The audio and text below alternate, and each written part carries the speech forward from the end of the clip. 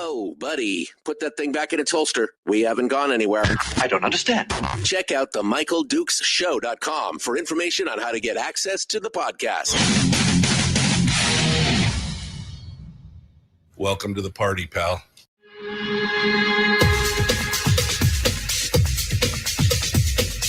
The Michael Dukes Show. The greed and the entitlement is astounding to me. What more could you want from a low-budget radio program? This is a dumpster fire. That was just BS. It is time to get a new perspective. We know just what you need, and we've got just the cure. Open wide and prepare for a steaming hot cup of freedom. I just don't fathom it.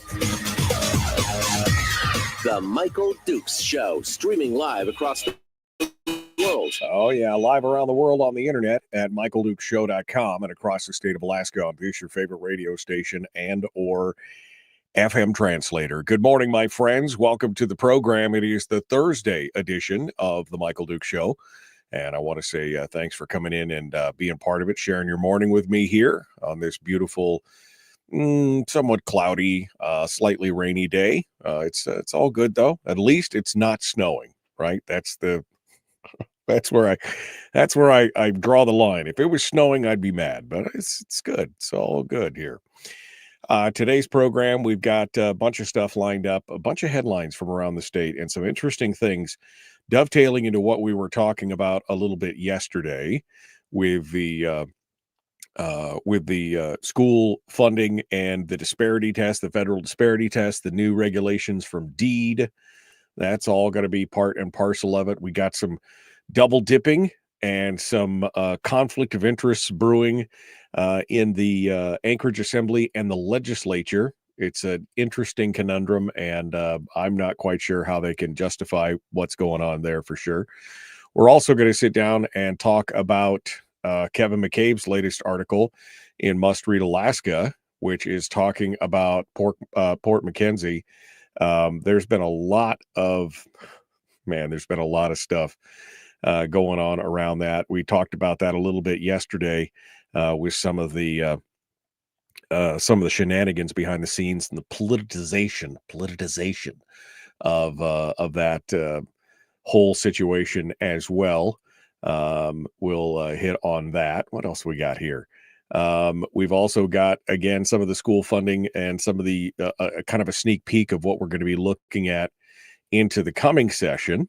I teased it yesterday. We talked a little bit about the this new Bitcoin mine, which we didn't really get to yesterday, so we'll get to that as well, and potentially take some phone calls and talk with you about that as well.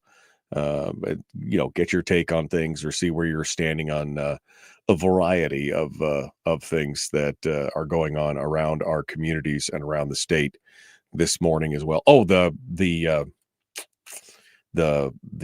fuel tax too. There's a proposed fuel tax in the Matsu, and not quite sure how I feel about it right now. Well, I guess we'll talk a little bit about it. I'm not. Well, we'll talk about it. How about that? I'm not gonna steal my own thunder. Not gonna jump ahead of myself here. But we'll start off with some of the big news that's going on out there, and that starts with this story. Off the coast of Alaska. Now, somebody said, well, this is happening right in our backyard. This is but it's not. It's 300 miles south of Adak in the Pacific.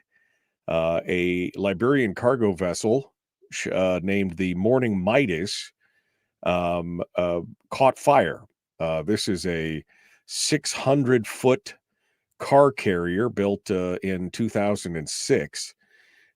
Specifically built to ship cars and vehicles overseas, traveling from China to Mexico. The Morning Midas caught fire on Tuesday, and they attempted to put it out. Now, this thing's got about 3,200 vehicles on it, including something around 800 electric or hybrid electric vehicles. There's a combination of the two. And according to reports, the fire appears to have started on the deck containing those vehicles. Now, I don't know if you've been following along with what happens when electric vehicles catch fire, but they pretty much they pretty much burn right to the ground. There's nothing you can do to put them out. You can't stop them. When those batteries catch fire, they are pretty much impossible to put out. And so here we are. This ship is now adrift in the Pacific. All the crew members made it off, which is, I guess, a blessing. That's, don't want anybody to get hurt. But it's now currently drifting with, again, 3,000 plus vehicles on board. And it's also got a bunch of gasoline and bunker fuel, which is essentially low sulfur fuel oil, diesel fuel, and a bunch of other stuff. So they're kind of waiting to see exactly what's going to happen with this. But it's currently just making its way. It's a ghost ship making its way across the Pacific while on fire, which, I'm wondering when, and there's no telling what caused the initial fire. Like I said, the reports were that it appeared to have started on the deck with the EVs, but that again is no guarantee that that's what caused it. But once those things catch fire, it's a whole nother ball game. They apparently tried to use all their onboard firefighting, their firefighting apparatus. There's a whole firefighting situation on board when you get ships that are that big, their own little ecosystem.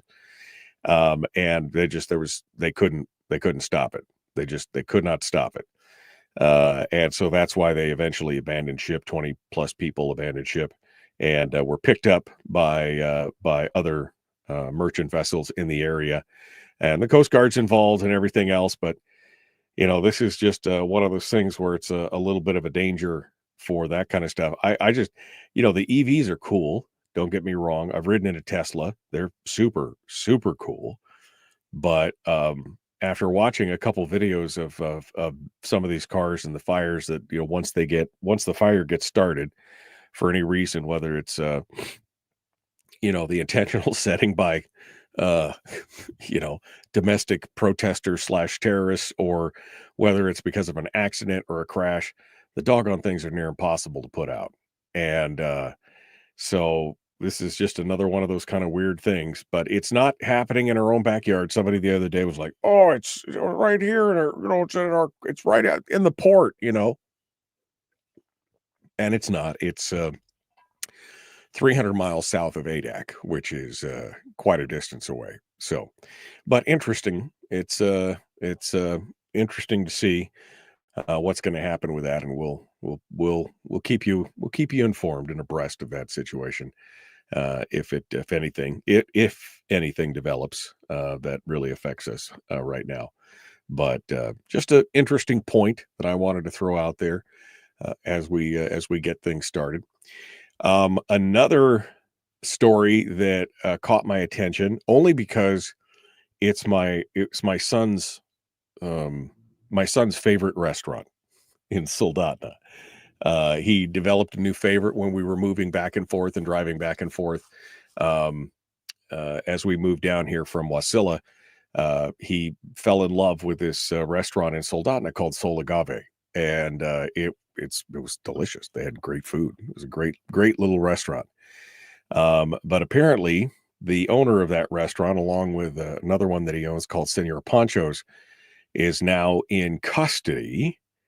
He was facing federal charges for allegations that he's illegally in the country. Apparently, he was deported from California in 1995, so 30 years ago, and apparently returned shortly thereafter because he and his family have been here in the Soldotna community for more than 30 years, and he got picked up and he was charged with being in the country illegally, but also he was charged with false statements, and that comes from the fact that he apparently had made a false statements of U.S. citizenship when he was filing for his Alaska driver's license in January of 2023. At that point, he apparently made the statement that he was a U.S. citizen. And this is a sad thing for a community to have, an entrepreneur who had a couple good eateries and had a bunch of folks hired. But at the same time, you've been here for 30 years. You think you may have wanted to get your legal status squared away after 30 years. I mean, I'm just saying, I appreciate the fact of everything that they were doing. He had an excellent product. The food was great. His restaurants were clean and tidy, and everything else. But if you're going to be here for 30 years, you might as well just make it official. You had some time to make this right. But anyway, I guess we'll see. The restaurants, which again just broke my son's heart, the restaurants are permanently closed, is what the signs on the doors say, which is just a crying shame for foodies in the area. And he is currently in custody. He was out after he was released from custody back in May. But then while he was after he'd been released, Homeland Security apparently came over and arrested him again, and then moved him to the Northwest Detention Center in Washington State. So no word here as to what's going on. His lawyer's making a bunch of noise about it and everything else. But and again, while I feel bad for the people that work there and for the families and everything else, at some point, if you've been here 30 years, you may want to jump through the hoops to go ahead and just make it official. That would have solved a lot of problems. Just saying, no criticism. Just saying, from an outsider's point of view, from my perspective looking in, if I was there, I mean, you're not keeping a low profile. Guy started a couple businesses, doing a good job, doing well, apparently. But if I was going to be that, just to protect myself and my assets and my family and everything else, all my employees and everything, I think I probably would have quietly been going about getting the residency that I needed. Either a resident, I would have just gone for full citizenship at that point. I mean, you're here, you're enjoying the fruits of everything else. Why don't we just do that? So it's a good question. And Chris asks a valid question too in the chat room. Has he received any PFDs? That's a good question. That's a good question, for sure. All right. So what we've gone through all the stories. We've got more coming up. We're going to be talking about Point Mac. We're going to be talking about the Anchorage's assemblies, and they're kind of dabbling in the whole conflict of interest thing. Senator Bjorkman's latest legislative report that went down yesterday. And again, the whole school funding debacle. I mean, this is like the story that's never going to end. This is the song that never ends, right? It's going to be all about the school funding. We can see that coming already. But we've got some confirmation now. I think you're going to see more commentary on this as we go through this summer from more folks who are going to tell us how we need to continue to fund our education, no matter what it costs us. No matter how much, it's never going to be enough. So we'll hit on all this and more as we get ready to go through here. We're out of time for this segment. We got more coming up, and we will be opening up the phone lines here in just a little bit. I'd give you the phone number, but you'd probably call now and have to be waiting until I'm done talking. So I'll give the phone number here in just a little bit, and we'll get things squared away with you as well. The Michael Duke Show, common sense, liberty-based, free-thinking radio. We'll return with more right after this.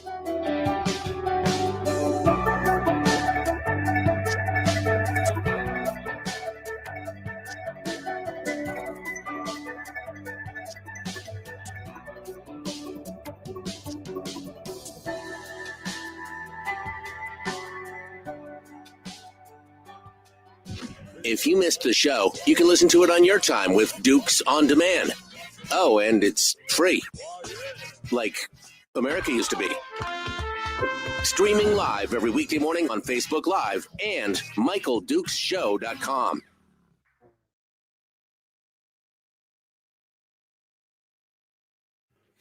All righty then. Hello, my friends. Hello. Just called to let you know. How you doing?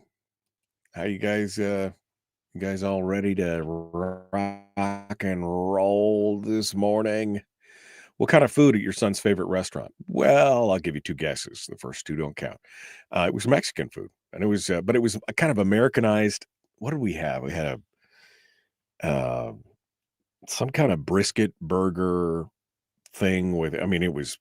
He had a brisket burger. I had the burger that was the carne asada burger. It was very, very good. It's good, great food, great restaurant. It was beautiful. Everything else, but. Yeah, I mean, it's one of those things that was just, frustrating. And Anthony makes a great point. Anthony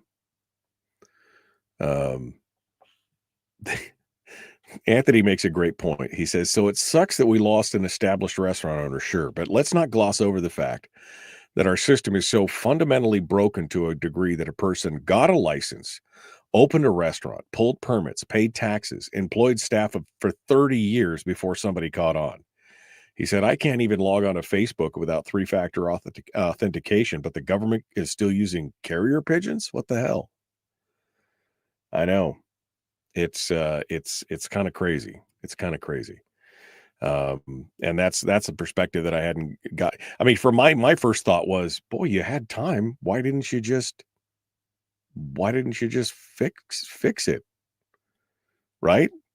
I mean, you've invested. I mean, he's invested a lot, obviously, into his community, into his business. He's done.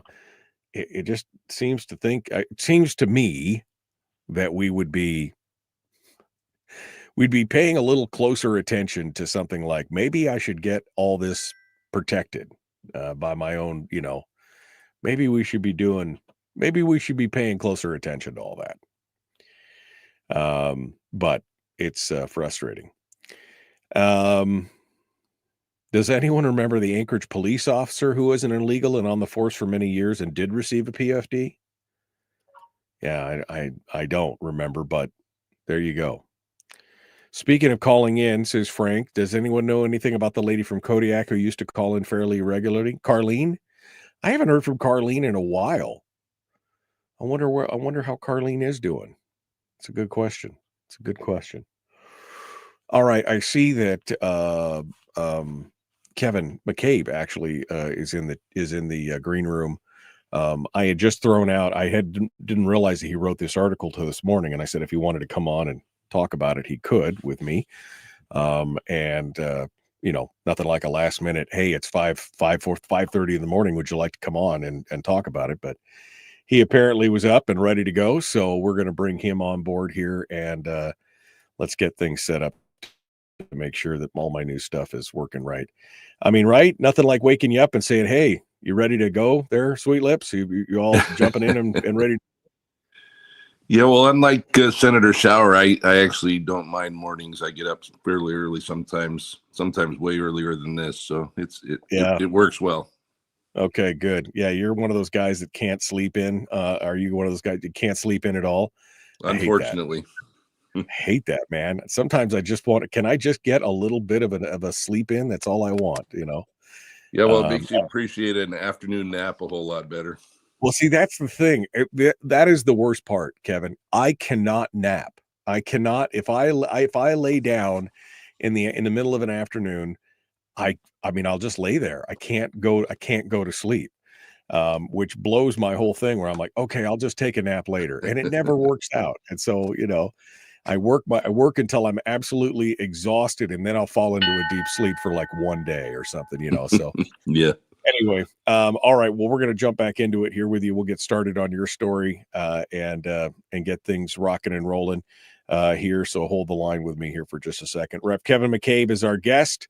We're going to continue the Michael Duke Show, Common Sense, Liberty Based, Free Thinking Radio. Please like, share, subscribe, ring the bell, do all the YouTube-y things and everything else to get more people involved. That's what we want to do. Let's get to it. Here we go.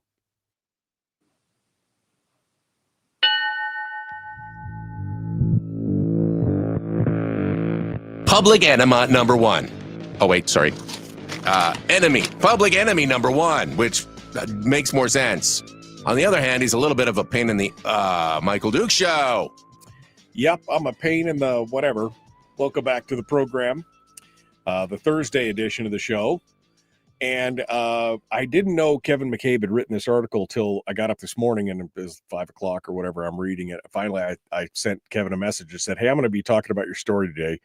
If you want to talk about it, great. If not, okay. Because, nobody wants to be invited on a show 30 minutes before it goes live. But Kevin was up. He's a glutton for punishment. And so Kevin McCabe has dialed in this morning to talk with us a little bit about this. Now, Kevin, we discussed this a little bit yesterday or day before because, well, I mean, I said it the other day. I don't know if it was a hostage note, if it was a cry from the floor for help for the binding caucus, but Jesse Bjorkman got up there and had a whole spiel about how, this is a great bill and we should be voting for it. But because the minority didn't join the majority in the binding caucus, we can't all talk about it and everything else and that's why this great bill, and what we're talking about is HJR 14, the expansion, the Port Mackenzie expansion resolution.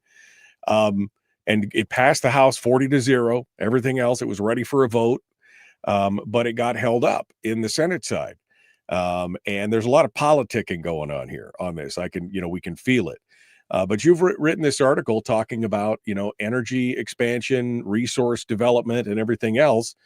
And you've been talking about Port Mackenzie, well, for a long time, because again, it's happening in your backyard and you believe in it. So give me the premise here. I guess we'll talk about let's wrap the whole political thing up into that later on, but let's talk about the premise of Point Mac and why you think this is, a critical point in making Alaska more resource independent, energy independent, and everything else.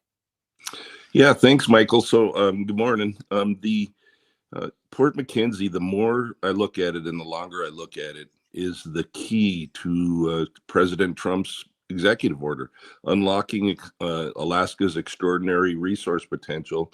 You don't get resource development without transportation, period.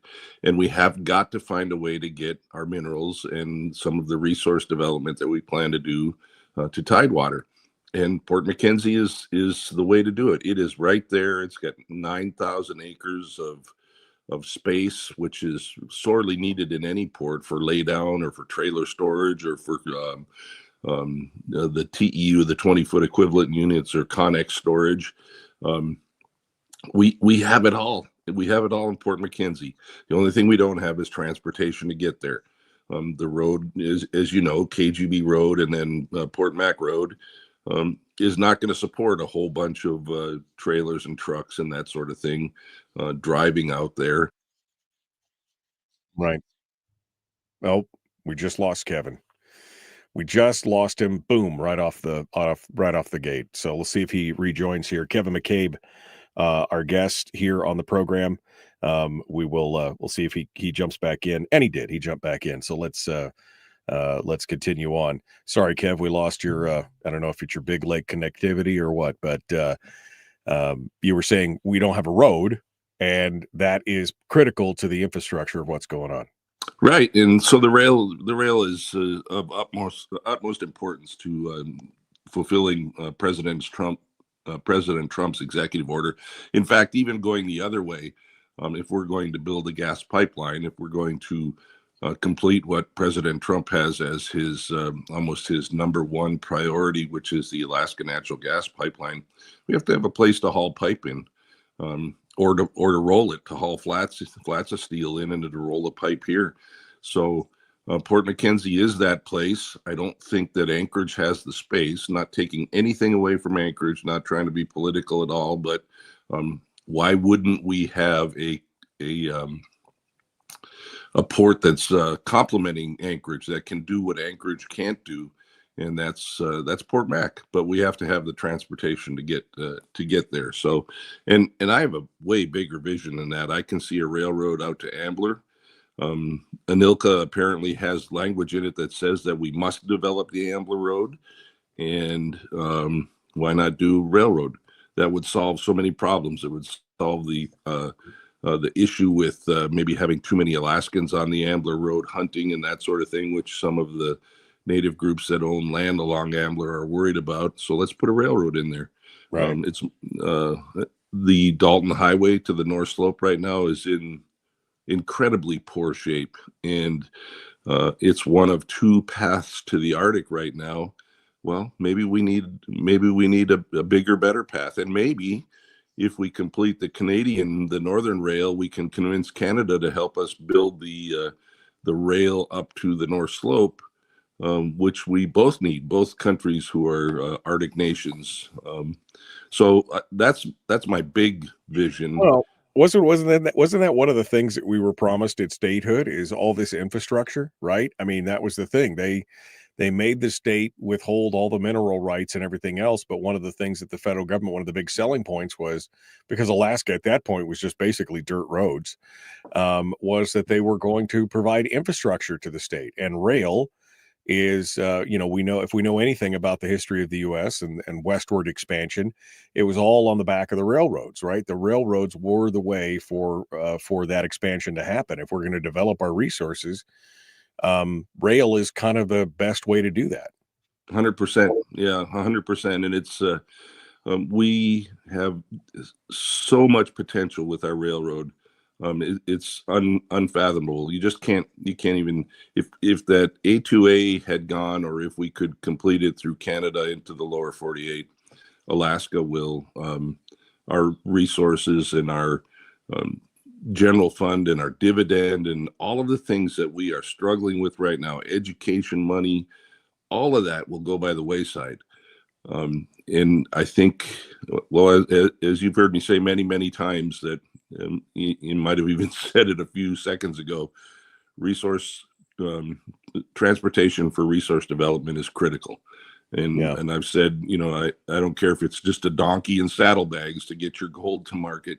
You got to have resource transportation. And I wrote that article because I was in that mining breakout for the governor's sustainable energy conference, and nobody mentioned it. I mean, we had 5 or 6 panelists up there, and they're all talking about their mines and their processes and everything else. And at the end of the day, even the chairman of the board of the railroad was in there, and nobody asked him about transportation. I didn't get a chance. The question person was on the other side of the room, but I'm like, what about transportation? How are we going to get the Donlin Metals, the Nova Minerals, all of the, even the Lucky Shot, which is right up there in Hatcher Pass? How are we going to get all this stuff to market? So.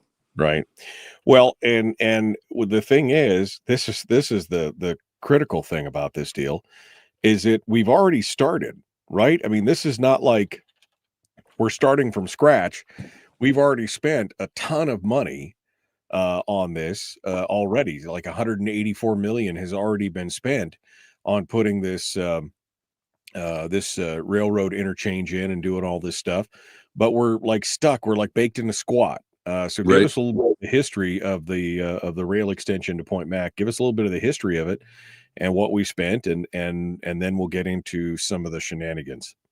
Right. So then, we've spent $184 million to develop the rail bank and the bridges.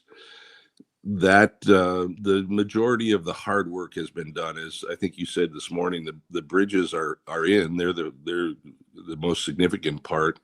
And then the embankment is done, except for 7.2 miles from Ayrshire Road down towards Port Mackenzie. So we did it in 6 phases, I think. And phase 2 was the one down there by Ayrshire Road, Port Mackenzie. And that was hung up with some right-of-way issues that were solved about the same time the legislature got cold feet and stopped providing money for the rail spur. I think much like the to get into the shenanigans, much like the eco terrorists that figure out a way to stop um, big projects that they don't like by stopping the infrastructure that helps to develop them. The folks that were interested in keeping Port Mackenzie sort of unfunded and unproductive and uncompetitive, they felt it was going to compete with Anchorage. And I think it all started with former Governor Sheffield.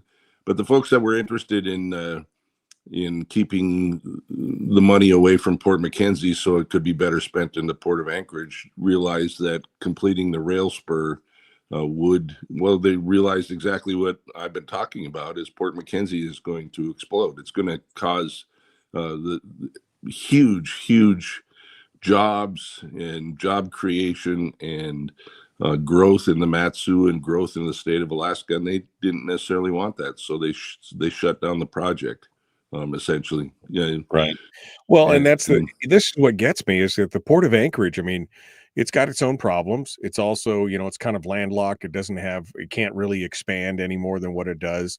It doesn't have a deep water, it's not a deep water dock, and I mean, there's a bunch of things that, that this would complement I'm not looking at it so much as competition as it is a complementary.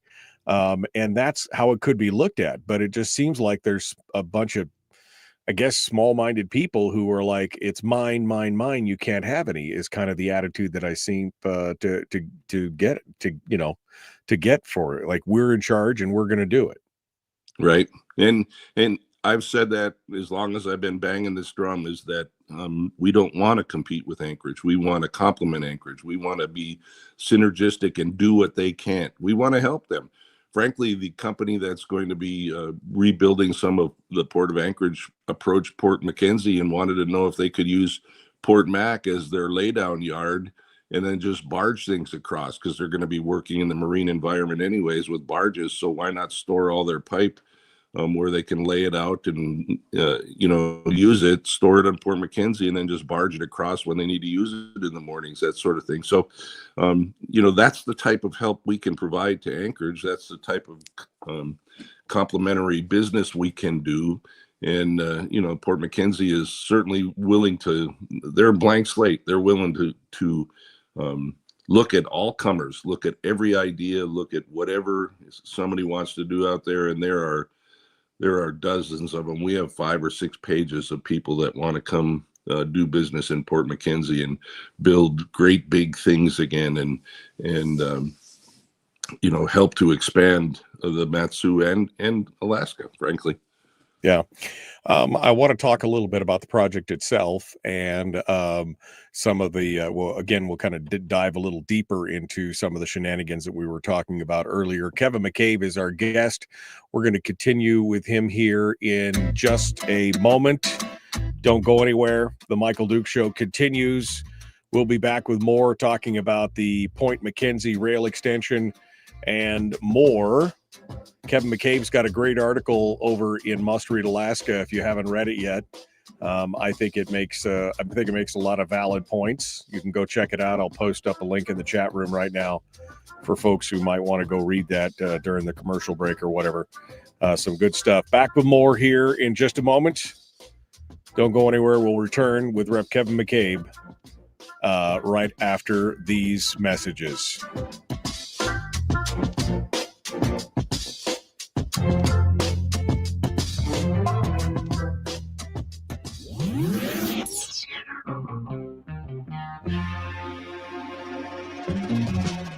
Running on 100% pure beard power. Oh, also some coffee. We dip our beard in coffee. Ha, nice beard. The Michael Duke Show.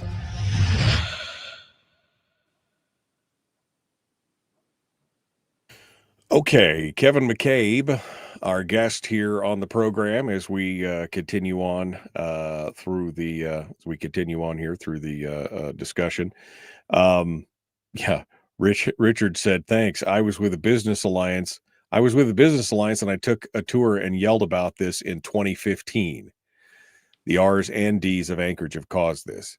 and the bridge needs to be built. I mean, that's a whole separate discussion. But hey, I lived for 10 years right down the road from where that bridgehead would have been, and you're right, it would have relieved a lot of pressure out of Anchorage. But again, this is another thing where Anchorage didn't want to lose control. They didn't want to have a whole bunch of land across the inlet from them, where people could have, got a cheaper deal. They didn't want to affect their housing prices in Anchorage for any length of time. And, that would have been a temporary downturn because, again, it would have caused an explosion in both Anchorage and the Mat-Su. It would have been good for both of them. But yeah, that's a whole nother story there, Richard. But yeah, this is something that's been going on for a while, right, Kev? Yeah, absolutely. And you can't hardly blame Anchorage, a little bit of protectionism and siloing, but we need visionary leaders over there. Truthfully, Chris Tuck was one of them. Chris Tuck and I had many conversations about Port Mackenzie and his vision and the idea for Port Mackenzie and Anchorage to work together. The commissioner of the DOT, Ryan Anderson, right now is a fabulous vision. His idea is a tunnel instead of a bridge. The tunnel technology right now is such that you could build it while floating, apparently, and then sink it and put it down into the muck, and it wouldn't have to be anchored in bedrock and all of that sort of thing. So there's so much technology out there right now that could be done fairly cheaply. It would almost be less expensive to do that than it would be to put a third lane or make a 6-lane highway, all the way past Eagle River to Wasilla. And of course, the problem with doing something like that, there were plans, or there are plans to do that, but you still get the bottleneck at Cottonwood Creek over coming into Wasilla. So it would almost create more problems to put more lanes in than it would solve. And doing Right. a tunnel, if that's the same price, it might make sense, So lots of discussion in that direction. Anchorage, much like the port of Alaska, Anchorage is pretty well built out. There's not much land left to build there, and you can see that by the fact that they are coming to the legislature and wanting to do things legislatively that will help to tear down some of these old buildings that might still be owned in the dilapidated properties and that sort of thing, that they want to get rid of so they can rebuild newer, better things in their spot. And that runs the whole gamut of property rights and all of that sort of stuff. But blighted properties, I think they're called.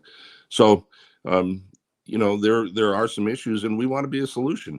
Port Mac and the Mat-Su, like always, we want to be a solution. We want to be a help. We don't want to compete. We want Alaska to march forward together, and that's sort of just the way the Mat-Su has always been.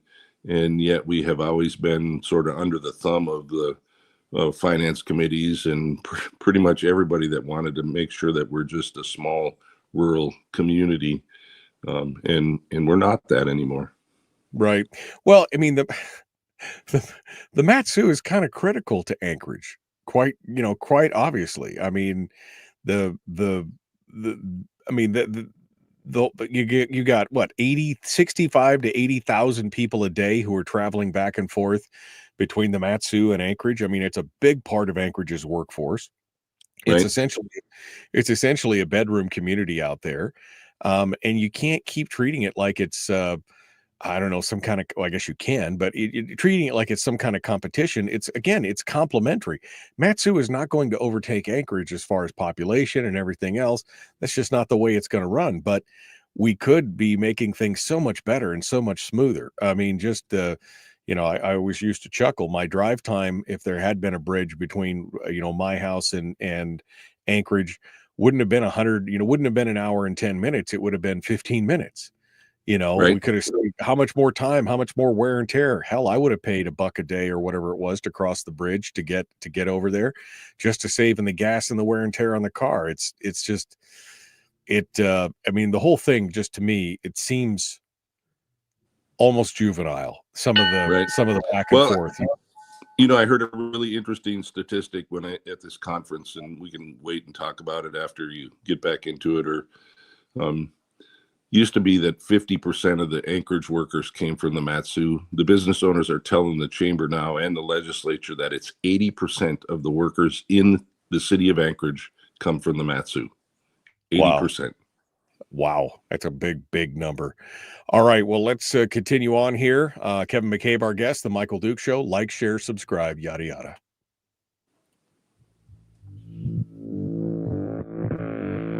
Public enema number one. Oh, wait, sorry. Public enemy number one, which makes more sense. On the other hand, he's a little bit of a pain in the Michael Duke Show. All right. Welcome back to the program. Kevin McCabe is our guest, surprise guest for today. We're talking about the Point Mac extension, the rail extension out there. And again, this has been going on already. We've already expended $185 million roughly dollars on this project. We're trying to close that last 7 miles between to be able to connect the two, to lay some rail and to get everything in there. But then there was some interesting things that happened along the way to this bill being put together, Kevin. And one of the things that you've mentioned in this article and in a previous article about Point Mac was that there was some politicking going on with the bill where they seem to have, in your opinion, loaded the bill up with a lot of excessive spending to make the bill look like it's bigger than it is.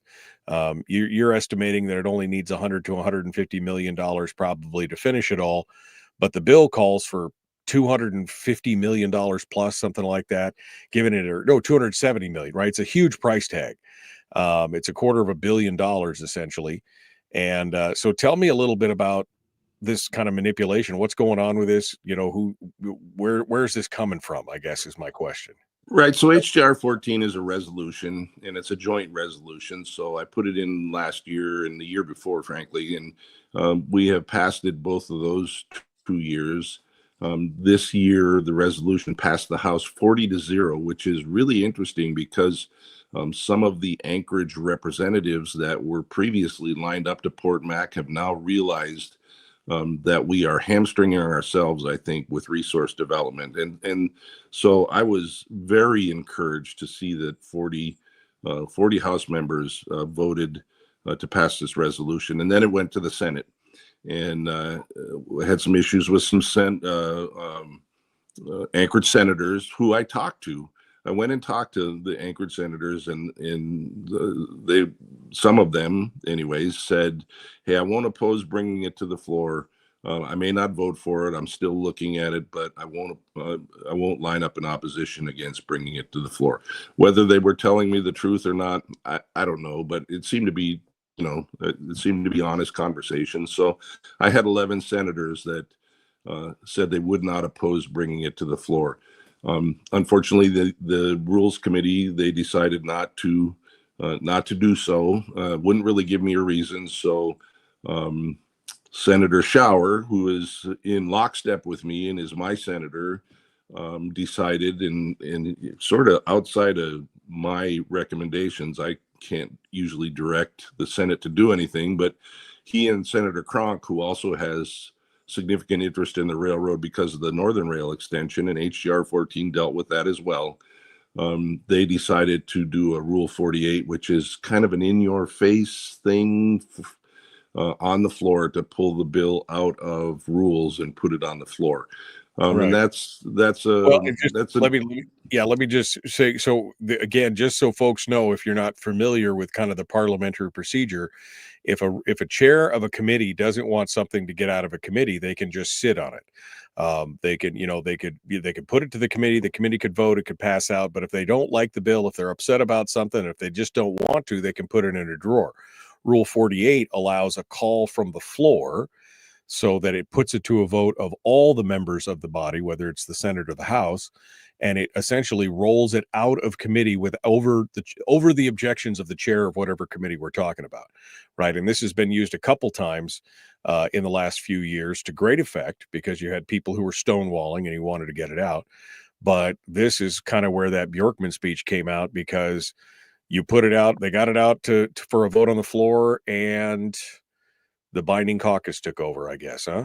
Well, they didn't get it out to the floor, so the vote that you saw when Senator Bjorkman was talking was the debate over the Rule 48 motion that Senator Schauer made. So that motion is definitely a nuclear option. It's the last option. Committee chairs are pretty powerful, and they can do exactly what you said. And they can sit on a bill. I never did it in the transportation committee, and we didn't do it in resources, although I did see some that were held in committee from the House majority last year. But a Rule 48 is a nuclear option, and it was hotly debated. And at the end of the day, the binding caucus did take over. They said, hey, I have to vote with my caucus. All those people that had told me that they would support getting it to the floor sort of had to vote with their caucus. And that's one of the things that frustrates Senator Schauer for sure. I think I understand it's the carrot and stick kind of thing. It's the way leadership sort of controls their caucus. If you have good leadership, in my opinion, you don't need a binding caucus. Your team will follow you regardless. And certainly I'm not aware of the inside dynamics of the Senate caucus, and certainly that could be what they did. Their leader could have said, or I would have thought that until Senator Bjorkman's speech, but their leader could have said, hey, look, guys, I want your support on this. We've been a good team all year long, and I don't want this to come to the floor for whatever reason, and I need your support. And, that certainly could be what happened. But I want to be really clear about one thing, though, that there was nothing added to HJR 14. The money that was in there came from my desk, from my office. That was what the railroad has told me it is going to cost to complete Port Mackenzie. If it costs that much, it will be the most expensive rail per mile in the world. Right now, rail is $2 to $4 million per mile in the lower 48, depending on how complicated it is. If that $290 million is what it takes to complete 32 miles of rail, added to the $184 million, it will be about $14.5 million per mile across flat farmland between Port Mackenzie and Houston. So, and with a significant chunk of the difficult stuff already done. So, right, the bridges and stuff like that, which are the most expensive part of that kind of yeah. So I call it the I don't want to do it price. I have yet to see from the railroad the estimate from their engineering firm, who is an engineering firm that's also involved with the Port of Anchorage, believe it or not. And keep in mind that the railroad's headquarters is in the Port of Anchorage. So there's sort of a vested interest, a silo there, if you will, there as well. So I wish I had the money to have a second opinion done. There are a number of companies that have come up and said, hey, we'll buy that 32-mile section, or we'll even buy the entire railroad. And maybe I could get a second opinion on the cost from them. I get that Alaska's got transportation issues, but for crying out loud, we have Port Mackenzie right there. You can bring the stuff right into Port Mackenzie, start building the rail out from there, and build it the way they did in the Old West. Just build and drive and build and drive and build and drive until you get to Houston. It just seems to me $290 million or whatever they told me it was in the HJR 14 is, it's unfathomable. I don't understand it. So well, and that raises the question. Somebody in the chat room asked, why has nobody lobbied the private, companies, private shipping companies to pay for this? Well, part of this is that there's a mandate, right? I mean, a private company can't come in and connect rails to the Alaska. I mean, it's the Alaska Railroad's got the purview on this, so they're kind of like the only game in town. Is that right? Or could somebody else come in and build it? I think that we could have a private company. I don't know there's any prohibition against that. So certainly a private company could come in and, it take however long it took to get the rights away and the leases and that sort of thing, and build a rail like, say, Ambler, if they want to build there. Frank, I don't quite understand why Alaska feels the need to own so many things. You never hear about an Ohio pipeline or a Texas pipeline or an Indiana pipeline, but you sure hear about an Alaska natural gas pipeline or Alaska pipeline, right? Why do we think we need to own everything? Why don't we just lease the land to a company that wants to put in the infrastructure and charge them for the leases and that sort of thing?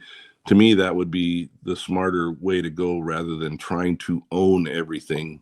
In fact, that's why I have a bill sitting ready to go to sell the railroad, just like Sumner had last session.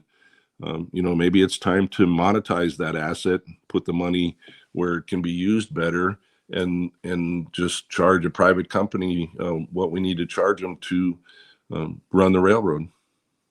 Right. No, I mean, again, if it could be done, and we know that infrastructure, again, there's two things that really drive growth, and that is, of course, infrastructure, transportation infrastructure, and energy. And those two things could be done right there. I mean, we could get all of this done in one fell swoop. And again, this kind of juvenile, I mean, that was kind of the comment from Jesse Bjorkman's speech, was somebody got their feelings hurt. And so that's why this is, I mean, his explanation was somebody's butt hurt, and that's why we're not moving this out of committee. And to me, that's, again, it just kind of goes back to the juvenile aspect of this. Okay, so it's either Anchorage versus Matsu, tug of war, some kind of schoolyard thing, or it's somebody got their feelings hurt or whatever. But this, I mean, this thing has got to be built. If we're going to continue to expand, we're going to continue to develop resources, we need something like this. We got about a minute and a half here, Kevin. I'll give you the final say for today. Yeah, thanks. 100%, Michael. And it's not just good for the Matsu. It's good for Anchorage. It's good for the state. It allows the cruise ships to come into Seward and Whittier and Valdez the way they want to. And Anchorage is a little bit difficult for them. It adds days to the sailing, so Anchorage doesn't get many cruise ships, but certainly Seward does. And Seward has great access to Anchorage, and it allows them to do what they need to do to access Alaska, and still gives us a port, actually a combination of ports with Anchorage and Port Mac, to accomplish the business of Alaska. And right now I feel like we're just operating on one leg, and we need to have two legs to march forward. And Port Mackenzie is that second leg. And the faster Anchorage senators and reps get on board, and Anchorage folks, business leaders, the better off we will be for the state. Kevin McCabe, thanks for coming in this morning. It was early ask, and he joined the call here. I appreciate that, my friend. Thank you for coming on board. Folks, we're out of time. Hour 2 dead ahead. The Michael Duke Show. Common Sense Radio. Back with more after this. I mean, Kevin, you're awful nice this morning. I just, it's got I mean, this is ultimately frustrating to see, like you said, when 40 representatives, including those from Anchorage, come together and say, okay, this is a good idea. We don't need to cut off our nose to spite our face. And they see this, that just makes sense. The fact that you've got one or two people that are holding up the whole railroad, not to be too punny, but are holding up the whole thing. It's just so frustrating and short-sighted to play these kind of political games. Right. And, I mean, there was some politics last year. Apparently, rules felt that I didn't get enough support from the Senate when I put this resolution through, and they put it on the floor and had to pull it off of the floor because some of the Anchorage senators were angry. And I mean, you all know who the Anchorage senators are, and maybe it was my fault that I didn't talk enough to them. And so I mean, I get that, certain amount of this could be my fault from last year, but you know what, we need to get past that. Whoever's fault it is, it doesn't really matter. We need to work for the betterment of the state. And, I've been involved in some petty politics. I get that. I've seen the capability in myself to do that, kind of hold a grudge against a person that maybe tore me up on the floor or disparaged me on a radio program. And we see that all the time. But at the end of the day, we have got to work together for the state of Alaska. We just have to. We have 2 years with with Governor Dunleavy right now and with President Trump. We have a finite amount of time to march this state forward. We're still a young state, but we need to march forward into the future. And, I mean, Dunleavy's right, north to the future. Billy Mitchell, absolutely. Alaska is the key to strategic politics in the world right now, with all the Right. stuff going on in the Well, Arctic and all we that. didn't even get into the strategic importance of having a rail from Point Mac for anything else. I mean, if you need to do, ro-ro ships or something like that, where you need to move equipment, military equipment or anything else, I mean, it could be a straight shot all the way up to Eielson or anywhere else, Wainwright or Eielson from Point Mac on the rail. I mean, that would be a simple do, instead of having to go through the port of Anchorage, which is again it's already busy, it's already convoluted, it's already, it's sometimes near capacity, and it doesn't have the ability to expand. And that's part of the problem here. And the fact that we're just kind of shooting ourselves in the foot on this seems just really counterproductive. 100%, yeah, and the military won't, but Anchorage wouldn't accept hauling bullets and bombs necessarily through Anchorage if that was ever on the horizon. So Port Mac is kind of out there, and if the military needs a way to put some more explosive, if you will, cargo and get it up to Fairbanks, Port Mac is the way to do it. Right now, Valdez is the only one that's certified for military munitions, and they are accepting cruise ships as well, and other things that create scheduling conflicts with the military. So Port Mac's here. We're right here. We're willing to do whatever it takes. And Dave Griffin, the port manager out there, has been fabulous. The borough has been fabulous, and I'm just trying to do my job as a cheerleader and help to help to make people realize the opportunities. I think the ADN said I have an op-ed coming out in the ADN this morning, and I've sent one to the Hill in Washington, D.C. Hopefully they will publish it, and just try to raise awareness that Right. we're ready.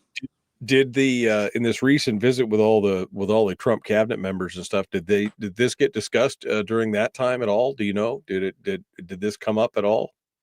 Yeah, in certain venues, yeah, it certainly did. And in fact, I had a conversation with Senator Sullivan a week ago, and he was telling me about his meeting with the new Federal Railroad Administration, and he said, "Kevin, you were the subject of the entire conversation." So hopefully, it's getting good or out bad. there, and That's hopefully good, not bad. Yeah, exactly. right. Well, I We mean, have he's coming up here. Senator Sullivan got a commitment from him to come up here to Alaska, and I plan on taking them out to ride on the Port Mackenzie rail spur and taking them out to Port Mackenzie and showing them the asset that we have here. yeah. Well, I mean, I think we just got to. It's one of the things we got to get done. Again, it was one of the things we were promised at statehood was all this infrastructure. And they've never really delivered on that.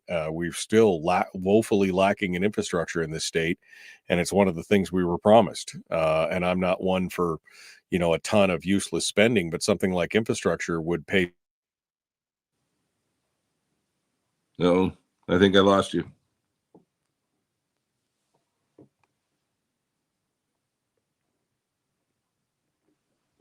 Not sure if you froze or I froze, Michael, but I agree with you. If you're still there, the return on investment is what we need to look at. That's the words I think you're looking for, is return on investment. So in any case, I got to get on the road to Anchorage. So if I lost you or you lost me, folks, been great talking with you this morning. Michael, I appreciate the opportunity. Oh, I'm sorry, Kevin. I lost you there for a second, or lost me for a second. Yeah, and there you went again. So I guess I'm the radio host this morning, Michael. Maybe that's how it's working. I don't know. But in any case, folks, nice to talk to you. Thanks for listening to me bloviate for 40 minutes, and I will see you later.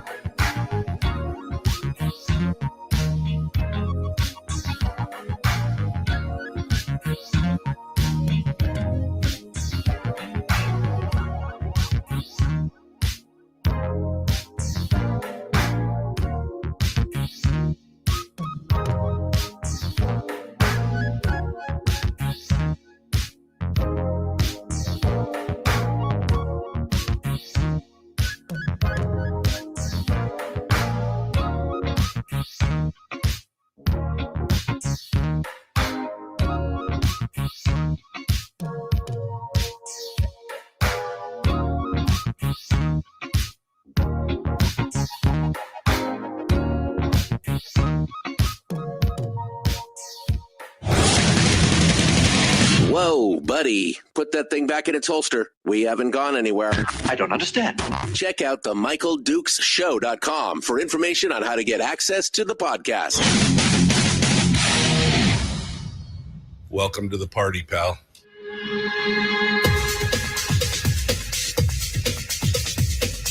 The Michael Dukes Show. The greed and the entitlement is astounding to me. What more could you want from a low-budget radio program? This is a dumpster fire. That was just BS. It is time to get a new perspective. We know just what you need, and we've got just the cure. Open wide and prepare for a steaming hot cup of freedom. I just don't fathom it. The Michael Dukes Show, streaming live across the world. Live around the world on the internet at michaeldukeshow.com and across the state of Alaska on this your favorite radio station and or FM translator. I just, just the whole world stopped there for a minute, folks. I appreciate it. Thank you for coming in and joining us here. It was the internet. What are you going to do, right? We've got everything going on. All right, we are ready to go here. Hour two. Big thanks to Representative Kevin McCabe for coming in at the last minute here this morning. He had written that article, and it came out last night, and I didn't see it till this morning. And I sent him a message that said I wanted to talk about it, and he was kind enough to come on board and do it. So thank you so much for being here. The biggest thing, and for those of you just joining us, thank you for coming in.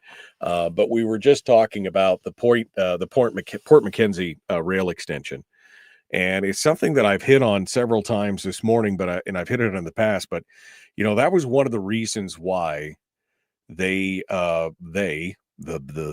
proverbial they, had told us that we needed to become a state. That we needed to become a state and that there were many benefits. And of course, one of the major benefits is that they were going to help create and build infrastructure in the state of Alaska. Because, before statehood, I mean, basically it was, gravel roads. It was dirt roads. There was not a whole lot of paved highways in the state of Alaska, if you know what I mean, before statehood. And so we did build out a little bit of infrastructure with the main highways and everything, but we still are lacking in general infrastructure, especially in bulk transportation, rails and things like that. And the railroad would be the railroad is the cheapest and most affordable way to do, bulk materials and freight and everything else. And it's just shocking to me that we've got a project that we've already poured millions of dollars into, 185 million or so already, and that we could finish off and get done with and have it, basically connect both halves of the Cook Inlet to bypass a lot of the congestion and, some of the problems that are being created for the Port of Anchorage. Or I guess now the Port of Alaska. We want to make sure we say that right. That, we get into these kind of childish games that we're facing right now. These childish games of I'm not going to put your bill up there for a vote of the legislature to be able to tell, people what.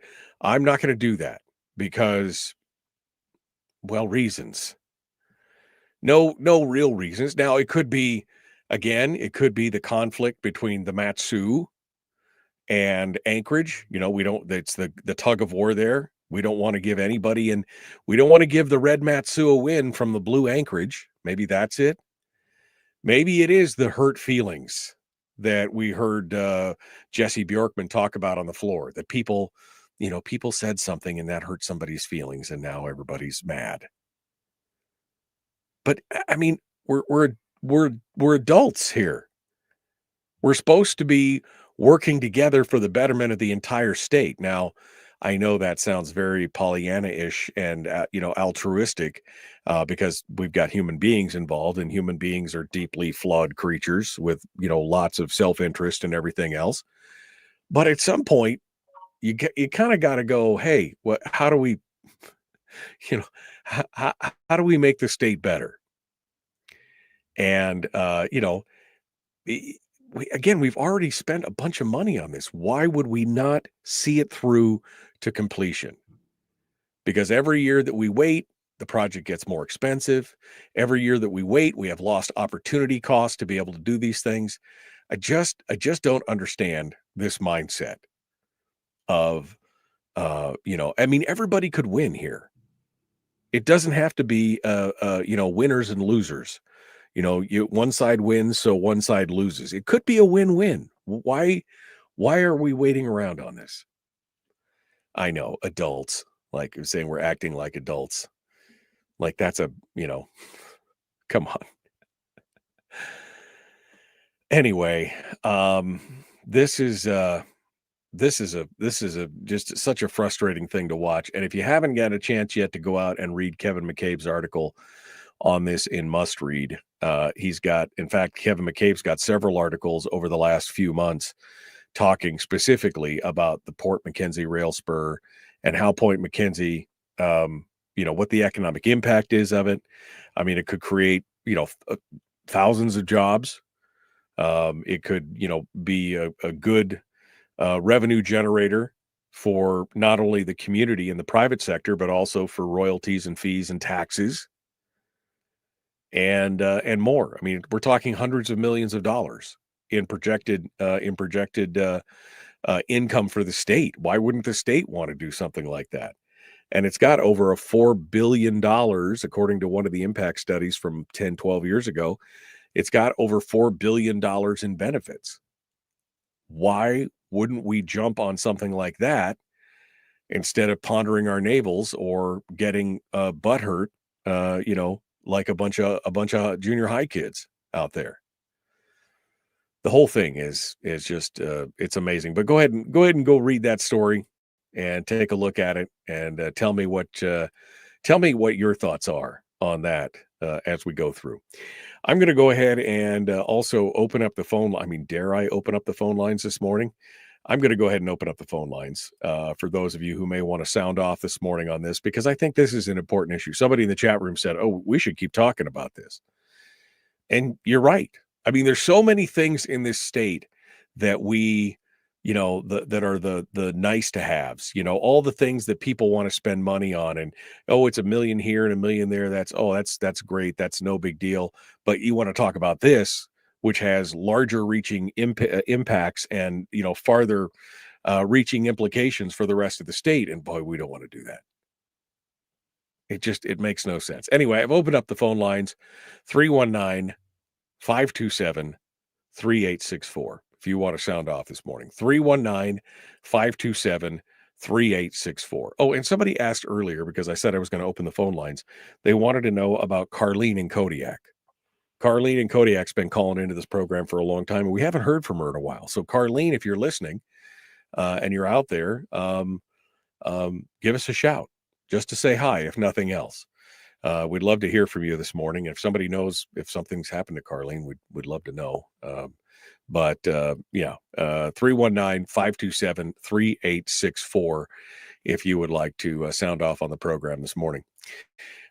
Speaking of Jesse Bjorkman, we had that speech that he gave on the floor the other day. that we talked about that was kind of the precursor to this whole discussion on the Port Mac rail extension. Jesse also had a report yesterday to the he was reported back on the recently ended legislative session to the Chambers of Commerce for Kenai and Soldotna. And he said a few things that I think are very interesting and kind of, again, foreshadow where we're going in the upcoming session. And this is probably a blueprint for where we're going for the next 2 or 3 years at least. And I want to get into that. But first, let's go over here and talk to Willie. Willie is out in Quinnahock, out towards Bethel. He joins us this morning to discuss it. He's going to be my guinea pig on my new phone sound system here. We'll see what it sounds like. Good morning, Willie. What's on your mind, my friend? Willie, can you hear me? See, maybe this was a problem. Maybe I shouldn't have. Maybe I shouldn't have jinxed myself with Willie calling in. I'm gonna put Willie back on hold here. Hold the line here for just a second, Willie. Don't go anywhere. I hope you can hear me. We're gonna see if we can get him continuing on here. Welcome to the conferencing service. Oh, that's working. That's working. All my other stuff is working. We'll see if we can get Willie back onto the system right now. In fact, I'll take a quick break, and when I come back, I'll see if we can get all of this squared away. How about that? We'll continue here. The Michael Dukes Show, common sense, liberty-based, free-thinking radio. We'll be back with more in just a moment. Don't go anywhere. We'll return right after this.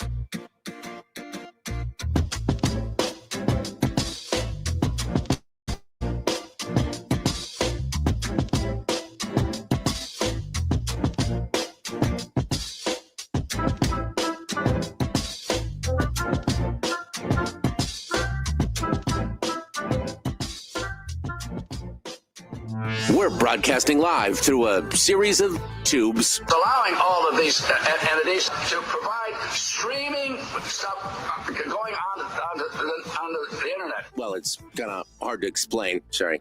Streaming live every weekday morning on Facebook Live and MichaelDukesShow.com. Okay. I don't know if Willie can hear me or not. Let's try this again here and see if we can let's see if we can get him squared away. See if he can hear me on the program. Willie, can you hear me now? Oh, he's talking, but for some reason I can't hear him. I mean, this is all supposed to be, let's try this. Let's try this instead. Can you hear me now, Willie? Nope. Nope, that didn't work either. Oh, now I broke something. Now I broke something. All right, let's try this again here. See if we can get this one more time. One more time. Nope. Well, hell. Let's try this over here. Welcome to the conferencing service. Okay. Well, I can hear that. I can hear that. They can hear me. Am I getting audio out? Willie will have to tell me in the chat room. I know Willie, I saw Willie in the chat room earlier. Willie, if you, I'd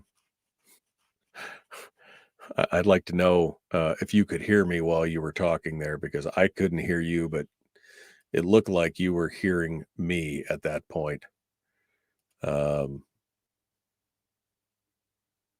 right, let me go over here and see if I can.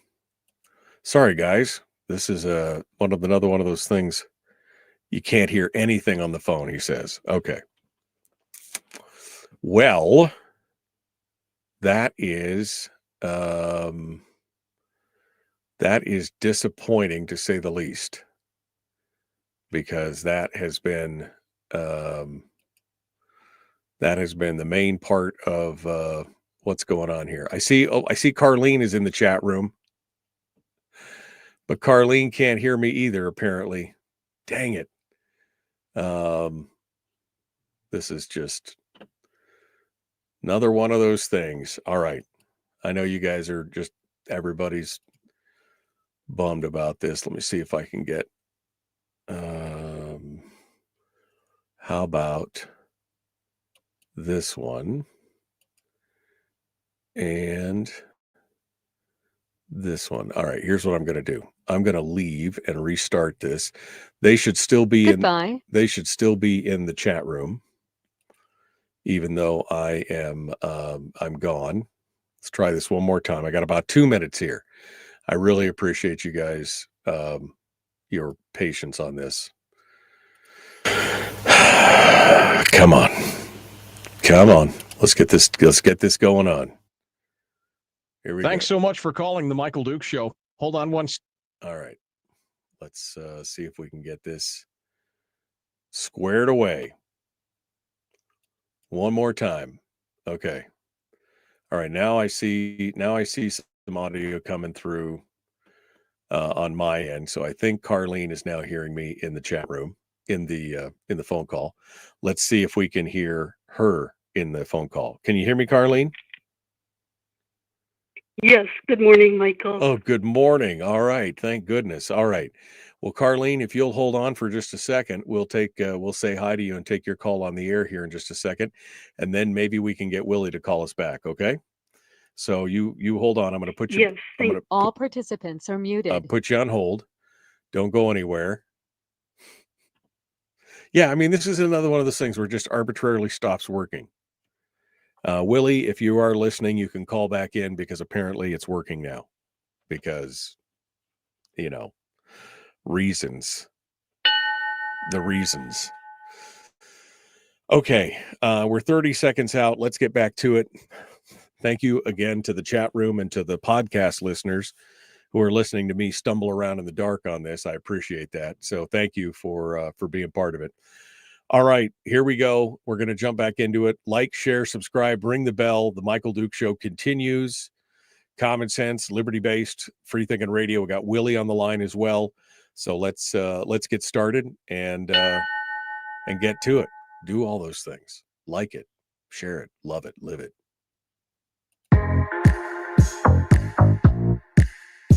The Michael Duke Show. Not your daddy. Wait, sorry. Not your daddy? Ooh, not your daddy's talk radio. Huh. Whew. I was scared for a second. Thought we were going down. Here's Michael Dukes and the show.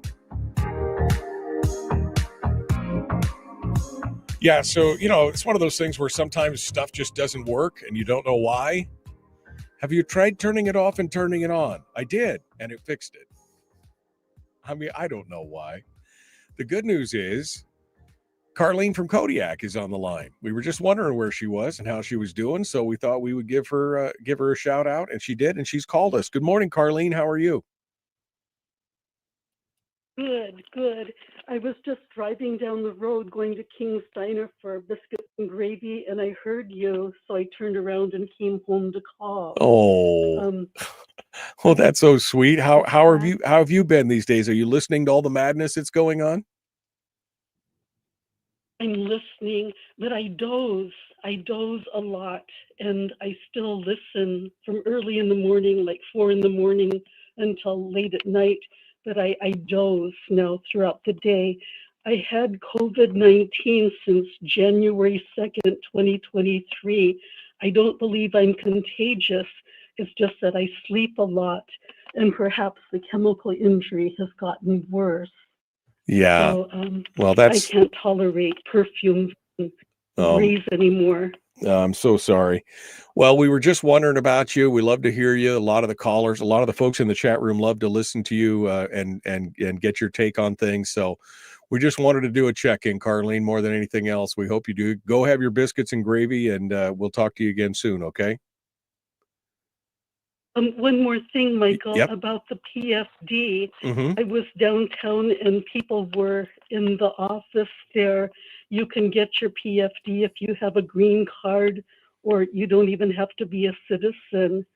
So I didn't know that. I think the reason they do that is because some of these people come from countries where it's just not safe at all. So I don't know what the rules are at the PFD office.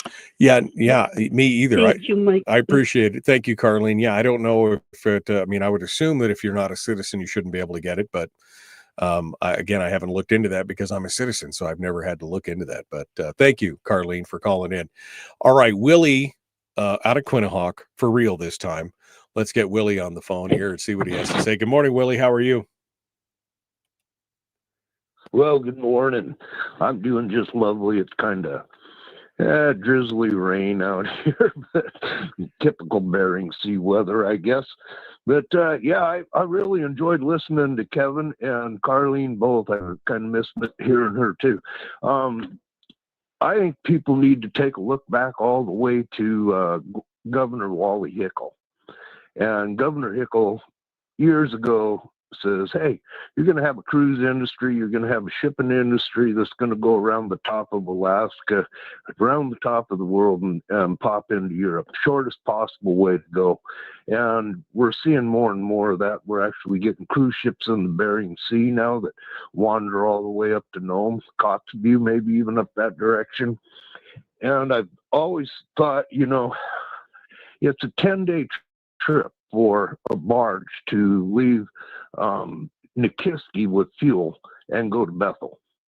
And if you was to build that pipeline build a railroad line from Port Mac right across, you're going to go right through the middle of where the Pebble mine's going to be, whether you like it or not. Right. They're going to mine that. I'm opposed to it as long as the taxes are 3%. I'm going, nope, and that's after they do their deductions. But it's going to happen. Right. And No, that's always been. I want to see that's always been that railroad line go all the way to Dillingham. Yeah, no, that's always been a point of contention for me, Willie. It's only as far as going from Anchorage to Fairbanks, basically. Right. And so you can cut 10 days of travel off with a barge, or 7-8 days of travel off with a barge. Your fuel prices drop. Everything drops. All your shipping for everything out here in Western Alaska drops. That's a huge bonus. And the other half of it is, if you have cruise ships coming in, there's a lot of people that would bypass riding the rough waters going down through Falls Pass. There's not much to see when you're looking at flat tundra, trust me. The scenic value of riding from Dillingham down around the bonds is pretty hit and miss on scenic highlights, I think that you'd find a lot of cruise industry passengers that would jump ship and take the railroad across, take a 4-hour trip, 5-hour, whatever it takes, to go over to Port Mac and wait on the ship to get there, to round everything up to get to Anchorage to pick the passenger tour up again. They'd give them basically a week to spend their money and tour around Alaska. You have all the smelting that's going to happen. You look at Red Dog Mine. Red Dog ships everything down to Indonesia to get smelted.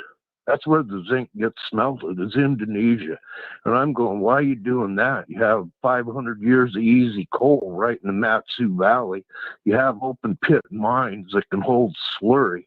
And you need more power in the Anchorage rail, or in the rail belt electric lines. Why not just smelt the stuff right there? Because that's where we pick up our revenue, is at the smelter. Right, the finished product. So we're having to send somebody all the way to Indonesia just to watch what's going on, so we get our portion of revenue. Yeah. When we could be doing it right here, No, it's there's a lot of pluses to what we're doing, and I fully support Kevin in doing this. I put it on. It was one of my campaign things out here when I ran against Lyman Hoffman 3 years ago. The Dillingham didn't like the idea. They like being isolated, I guess. I don't know. I can see where people are pretty protectionist out here with what they have, and not wanting the world to really infiltrate full bore, and that's the one downfall of having a train traffic. But Willie, isn't that part of the problem though? I mean, isn't that part of the problem where people get protectionist in that regard, yet they still want all the amenities of easy living in a larger community, but they want to protect, that's the conundrum there, right? We don't want all these people here. We don't want people to come in and wreck our whatever's going on here, but we still want the availability of cheap power and, internet and running water and all these other things. We want all these other amenities that are very expensive to put out here. We'd like to have them on the cheap, but we can't, because of our remoteness, and the remoteness could be solved by, infrastructure, rail, whatever, but at the same time, they don't want that because it's a conundrum. It definitely is. I look at, okay, if you have railroad tracks, you can haul gas, you can haul anything you want in a rail car. Basically, just build the car and design it for the commodity. And you could lay pipelines right alongside a railroad track. And think about what that would do. What's our biggest problem with trying to process fish in Alaska? Why do we put them in connexes and ship them to overseas, to the cheaper markets to get processed? Well, one of the main reasons is the cost of power. I mean, it costs a lot of money to run icing facilities and everything else. But if you could hook up to a gas line that comes straight across, I mean, how hard's that? You build a railroad line, you build a gas line right alongside of it, Right. And you could pump all your commodities straight to Dillingham. All your industries that are out there in Dillingham, there's a lot of processors, fish processors and stuff that only do half the job and then throw everything into a freezer to move. Well, if you're going to throw it all into a freezer to move, why does our fish go all the way to Indonesia to get processed, then come all the way back? Why doesn't it get processed in Dillingham, get thrown on a Connex, loaded onto a railroad train, and moved right back into the market here? Why don't we already have a railroad line that goes all the way to the lower 48? Rail is the cheapest way possible for a whole lot of stuff to travel. And we just don't do it. Instead, what we do is we allow the legislature to operate illegally. And they are operating illegally right now. Bryce Edgman, Speaker of the House, did the worst job possible I've ever friggin' seen. They, by law, have to allow 1/3 of the entire budget to go to the capital projects and loan side. That's the Senate's job, to figure out how to take care of all the infrastructure that we already have, how to build new infrastructure. And out of $15.4 billion in the budget this year, the Senate only got 19%. Right. And by law, they're required to have 33%. It's written into our Constitution. The governor needs to veto the whole stupid thing and send it back to him, Well, and that's an interesting point, Willie, because I see you're wound up about it, and that's something that I've been wondering to see if somebody was going to bring that, if somebody was going to bring a challenge to that, because again, according to the Constitution, you're right, we're supposed to spend 1/3 of the budget is supposed to go to infrastructure, to capital projects, and because of the infrastructure, and they didn't do it. They shortchanged it, but nobody is really, we've talked about it on the program here several times, but it doesn't seem like anybody else is talking about it. I keep waiting to see if somebody is going to bring some kind of court challenge to it to say, look, you're busting the Constitution here. It's pretty clear. It's supposed to be 1/3. And they haven't. And I don't know who, you would think that maybe some of the construction companies or somebody might bring this up, or the trade industry would say, hey, this is not right. We're not getting our infrastructure dollars, but they've just decided they can't cut anywhere else. So they'll cut the capital budget, even though it's unconstitutional. Well, I just keep taking a look. Kevin just stated, what do you say, like $250 million, right? Well, that's exactly about the same amount of money that they're wanting to increase the BSA right now. And what do we get out of an increase in the BSA besides more of the same? more. Less performance. Here we go again. Every year after year, the unions get what they want, and the rest of the people in the state get screwed. It's pretty simple. Yeah. We don't see projects that benefit us. We don't see anything that drives the economy. Yeah. Nothing happens. Why not take that BSA money and throw it into finishing Port McKinley and get it there? Because we live out here in a world where if something bum happens to the Port of Anchorage, we're really in a pickle. Like Bryce says, we're all in it together, and this is a pickle jar. Yeah, hell yeah, Bryce, we're in a pickle. And we're dependent on everything that comes air freight, comes from the barges. Everything that we get out here comes from pretty much Anchorage at one point or another, especially in the winter because there's no barges can run in the ice. So everything comes by air. Everything still goes in by barge to Anchorage. And if something happens to that port, what happens? We have no backup facility. Right. Well, that's been part of the problem. They said 85 to 90% of the freight in the state is coming through the Port of Anchorage. If anything should happen there, they should have some kind of problem.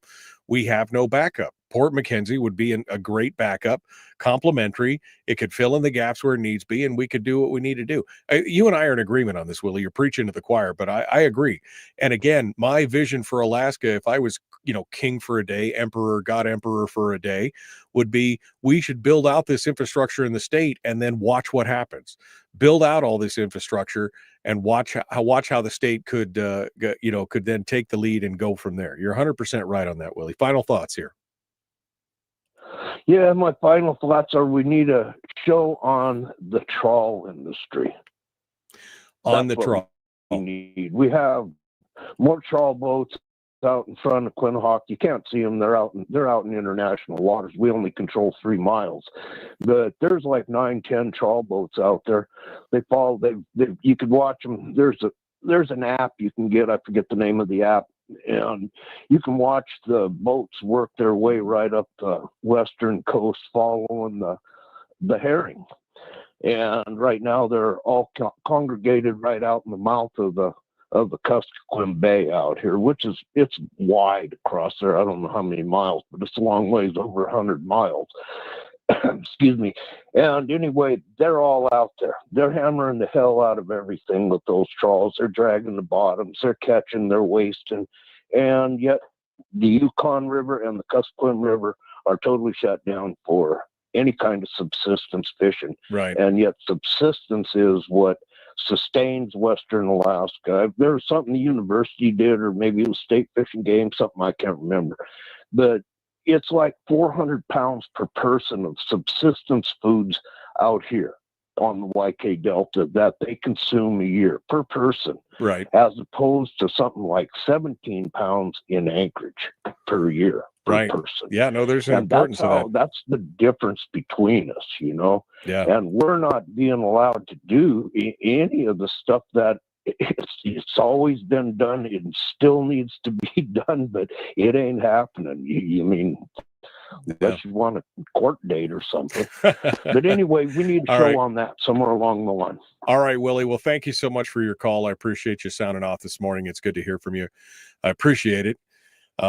Lots of good stuff baked into that whole call right there. So thank you for calling in and joining us. All right. Well, the phone lines are open at 319-527-3864, and they are working, as you can tell. So that's the good stuff here. We're going to continue here in just a moment. Don't go anywhere. The Michael Duke Show, common sense, liberty-based, free thinking radio. We will return in just a moment. Still got some stories to get to. I haven't gotten to this gas tax yet in the Matsu, which I want to talk a little bit about. I don't know if we're going to have time to get to everything, but we're going to try. We're going to try our best.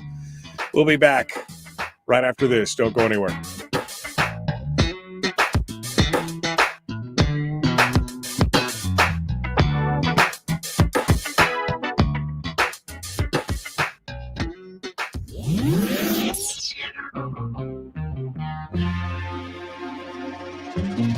Listened to by more staffers in Juneau than any other show because their bosses told them to.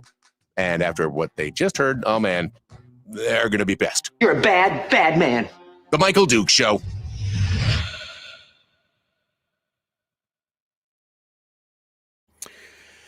Okay. Good morning. We're back here. That was man. There's a good deal.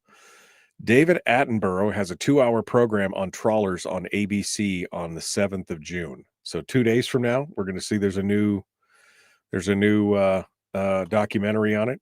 Interesting. Hey, Eskimo Libertarian in the house. Hello. She says she's whipping up memes for this gas tax right now. She's whipping up memes. Interesting. What's your take on this, Eskimo? I mean, I'm curious as to what your take is on this. This is an interesting discussion, and I'm not sure how I feel about this quite yet. I mean, I am for anything that can reduce property taxes. But at the same time, we know that the nature of government is to grow, to consume everything. So are they just going to expand? Are they going to actually offer property tax relief? Or are they going to, basically just increase the budget by the amount that they would pull in from the gas tax, which is about $5 million a year, they said. $5 million a year is about what they would get out of that. It would cost the average Matsu resident, they said $28 or something. But I'm curious. I'm curious as to what you got to say. All right. Kevin just dropped his Substack. His latest. It's time to face the real eco threat. I have to go read that when we're done here today. Tracer said, when the management of the Alaska fisheries was taken away from the Alaska University and given to one in Seattle a few years ago, what could you expect except chaos, in my humble opinion? Yeah, I'm going to have to get more up to speed on some of these fisheries issues for sure. Yeah. Eskimo Libertarian says the too long don't read is, I don't see it reducing our property taxes. It's just another tax burden. That's always my fear. I mean, the idea on paper to me looks good, like palatable, right? If we're going to reduce property taxes, then that makes sense. But there's no guarantee. That's the thing. There's no guarantee that we're going to reduce property taxes. And historically, what it's shown us in the past is that their expenditures will just expand to capture all available money. That's part of the problem. Bill says all you have to do is look at what Homer did with their gas tax. That's why I fill up in the Nilchik, right? That's the reason right there. That's why I do it right there. But yeah, I mean, again, that's my fear on this, Eskimo, is that,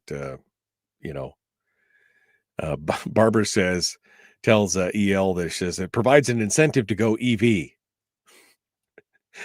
Yeah. How those EVs working out in the Fairbanks area at 50 below, I know there's some people up there that have them, but if I don't have the, a 200-mile range or less, that's kind of a thing. And now Barbara's asking Bill, what did Homer do with their gas tax? Colleen said Wasilla was able to reduce our mill rate to 0 with the inception of a sales tax. I would say that Wasilla, the city of Wasilla, is kind of the unicorn of all the cities in the state.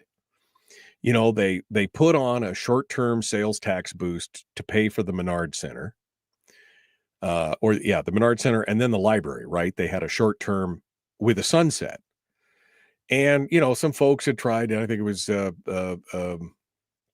Mayor Burt tried to get them to extend it because they wanted to use the money for other things. And the people said no. They said, we'll abide an increased sales tax. I think it was 0.5% or 1% extra for a short period of time. But after that, we're done. And I think Wasilla has done a great job of holding those tax rates down in those regards, and not implementing, egregious sales taxes in the various areas. But they're the unicorn. That's the thing. That's the that's the deal. Yeah. Let's go here. I'm seeing what else is going on. Yeah, they spent it. Bill says in Homer they took that gas tax, they spent it, and they came back for more.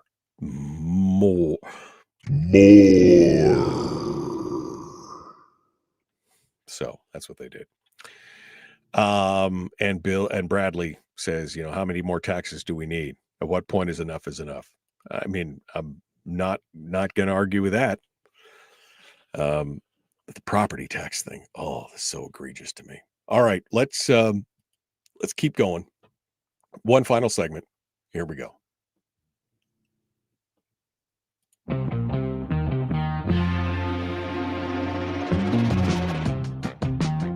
The Michael Duke Show. Seriously humorous with a pinch of intellect.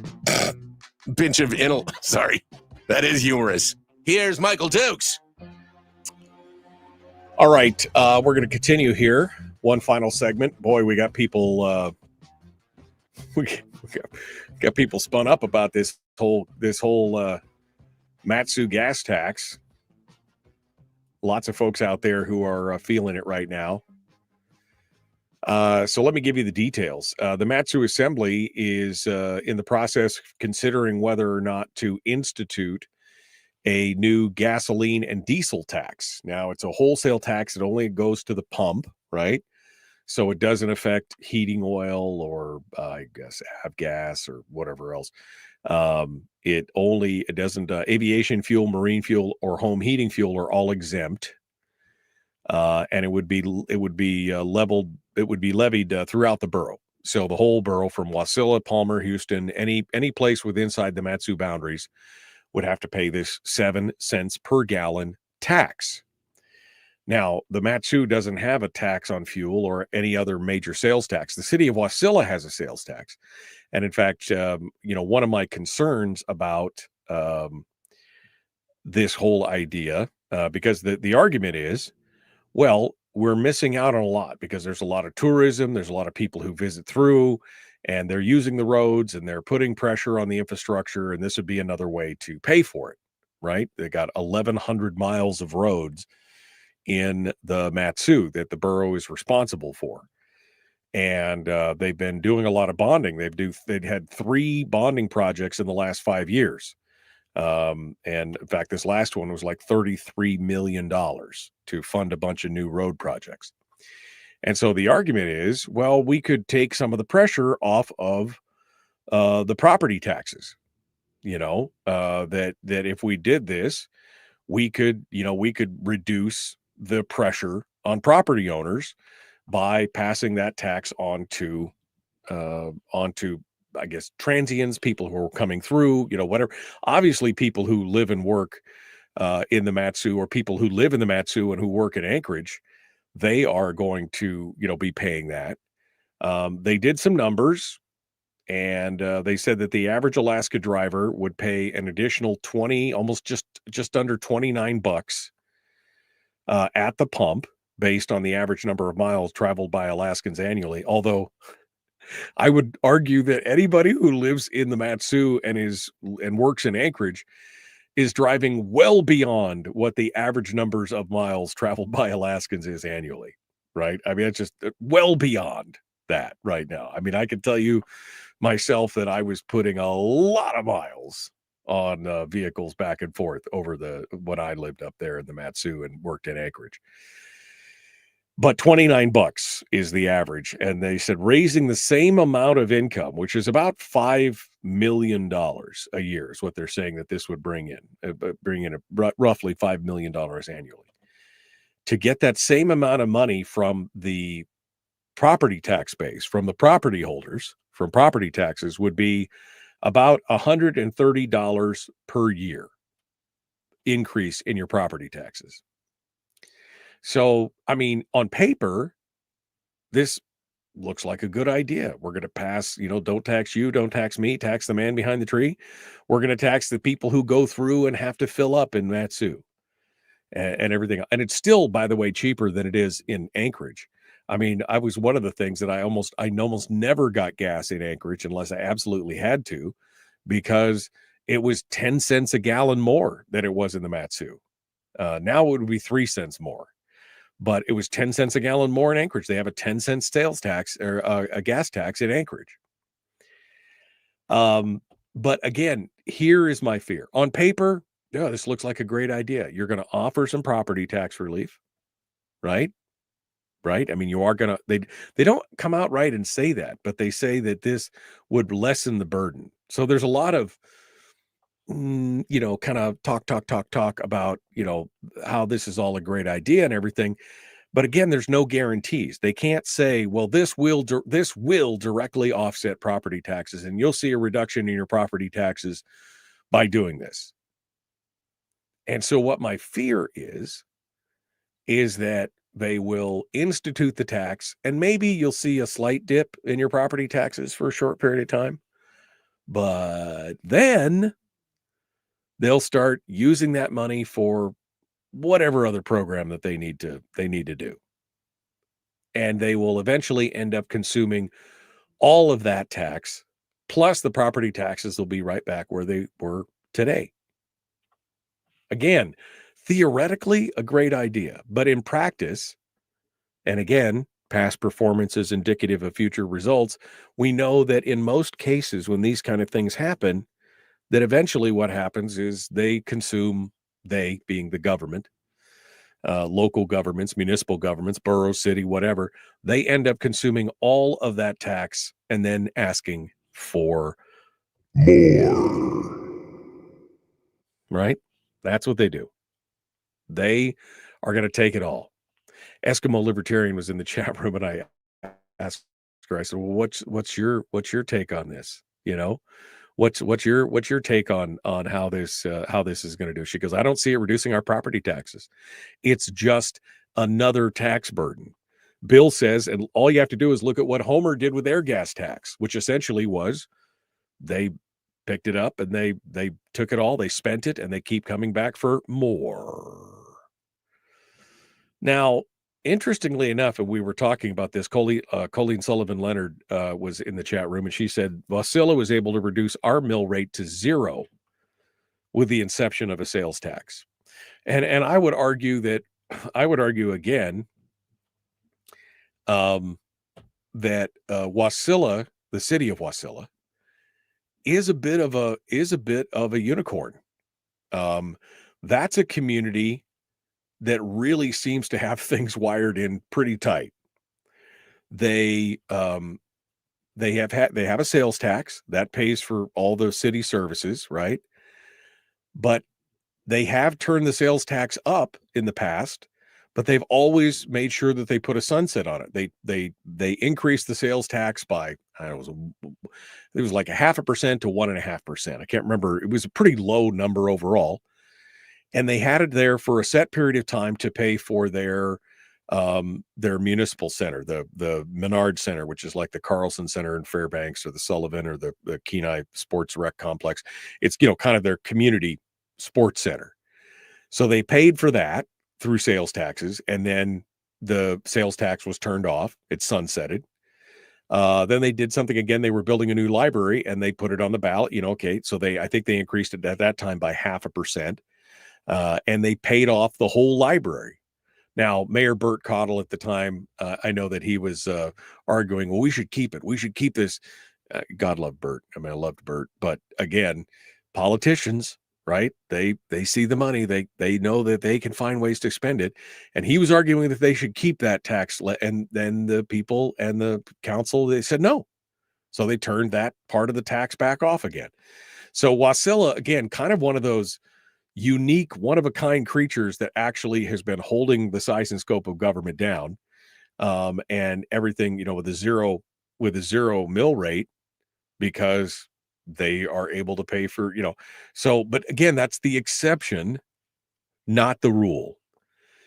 And so far, what I'm seeing from most people who live in the Mat-Su is that they are concerned about exactly what I'm concerned about. Okay, great. You say it's going to reduce property taxes, but is it really?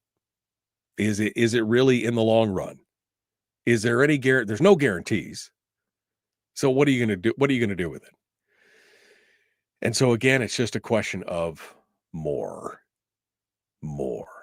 And EL also makes a good point. Eskimo Libertarian in the chat room says, we travel a lot as a small business. So do many people in the Valley commute. It's a tax on the working man.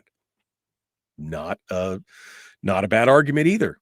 Like I said, when I was driving back and forth, I was driving a lot more than the average Alaskan when I was going back and forth between Wasilla and Anchorage for work all the time. So I don't know where this is going to go. They are in the middle of talking about it right now. It doesn't say when. The public hearing is scheduled for the regular meeting on July the 15th. That's when you're going to be able to get your public hearing and your public say in. It is on July the 15th. So they're going to talk about it then. This was being proposed by the borough manager, Mike Brown, and was introduced on Tuesday.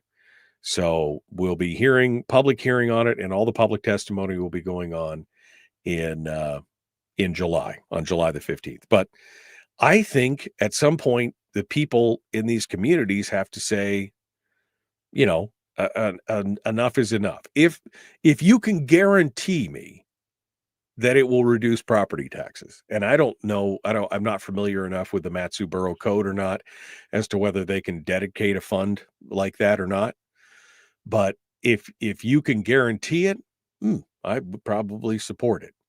But even with a guarantee to offset property taxes, we know eventually what happens is it's always more, right?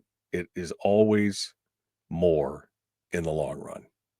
So frustrating to say the least. We didn't get to some of these other stories, so we'll probably hold off some of these until Monday, including what's going on with the local school funding that Deed wanted to do. They're kind of changing their mind on that. And the conflict of interest stuff going on at the Anchorage Assembly, between the Anchorage Assembly and the legislature. There's some real self-licking ice cream cone stuff going on there, but we'll have to wait for that on Monday. All right, tomorrow's Firearms Friday. Thinking we may get Dr. John Lott on the program. We'll see if that works out. If not, it'll be you and me hanging out, doing our thing for Firearms Friday, which is not a bad thing in and of itself. Be kind. Love one another. Live well. We'll see you tomorrow, my friends. Have a good day.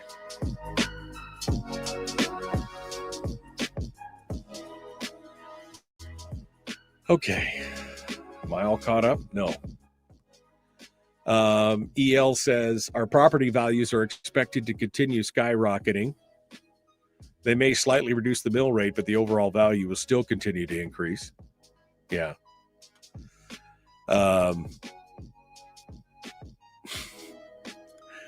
For the first time ever since keeping records, Fairbanks has not hit 70 degrees by this date, says Chris. To which Melissa expresses her utter contempt. I'm with you. It was 41 degrees this morning here. A little cool. When they had a commuter van system in the late 2000s, if you bought gas in the Mat-Su, you got a nasty gram. Why? Why wouldn't it's anyway? Yeah. This tax will not come before the voters, so folks need to go to the MSB. I forgot to mention that. Thank you. Yeah, this is an excise tax, so this is not something that's going to go before a vote of the people. Yeah. And Eskimo says, ha ha ha, a guarantee from politicians? I know. I'm living in La La Land when it comes like to that. So it's good. It's crazy. All right. At the rate they're going on in the Mat-Su, property taxes are going to go through the roof. Yeah. No, it is what it is, right? This is change in progress. All we can do is hold back the explosive growth of government along with it. That's what we need to do. All right, my friends. Well, I'm going to get out of here. We're going to turn the phones off, and we will see you guys tomorrow for Firearms of Friday. Be kind, love one another, live well. We will see you then. Thanks for coming in, my friends. Don't forget to check out the Common Sense Corps if you haven't. That's how you help support the show. Appreciate that. Back with more tomorrow.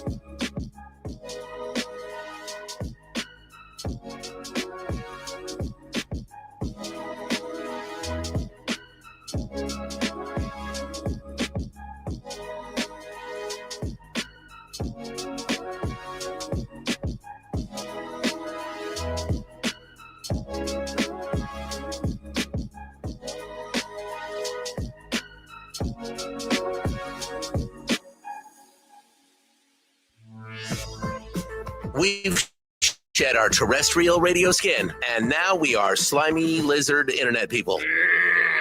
It's the Michael Duke Show.